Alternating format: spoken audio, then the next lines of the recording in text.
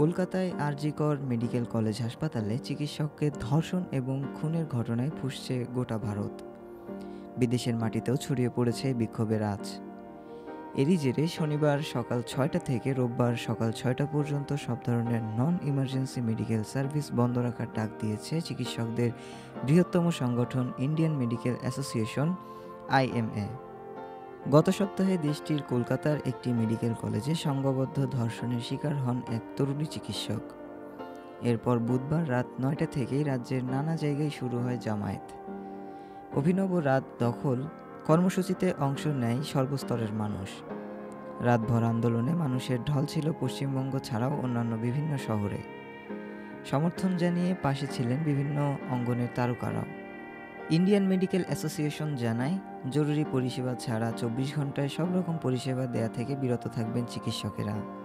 বুধবার রাতে আরজিকর হাসপাতালে হামলার ঘটনার প্রতিবাদে বৃহস্পতিবার এক জরুরি বৈঠকে এই সিদ্ধান্ত নিয়েছে তারা।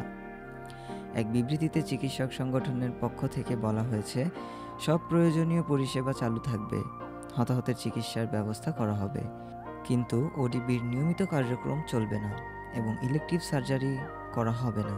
যেখানে যেখানে আধুনিক মেডিসিনের ডাক্তাররা পরিষেবা দেন সেসব সেক্টরে পরিষেবা প্রত্যাহার করা হবে।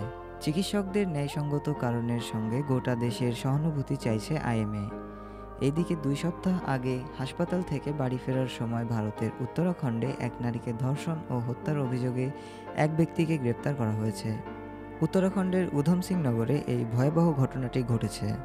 শুক্রবার এক প্রতিবেদনে ভারতীয় সংবাদ মাধ্যম হিন্দুস্তান টাইমসে এ তথ্য জানায়। পুলিশ জানিয়েছে, গত ১৪ই আগস্ট অভিযুক্তকে গ্রেপ্তার করা হয়েছে। গত ৩০ জুলাই সন্ধ্যায় ৩৩ বছর বয়সী ওই নার্স হাসপাতাল থেকে বের হয়েছিলেন। এমন সব ঘটনার পর আবারও প্রশ্ন উঠেছে ভারতের নারীদের নিরাপত্তা নিয়ে। এর আগে ২০১২ সালে নয়াদিল্লির একটি চলন্ত বাসে সংঘবদ্ধ ধর্ষণের শিকার হন এক শিক্ষার্থী।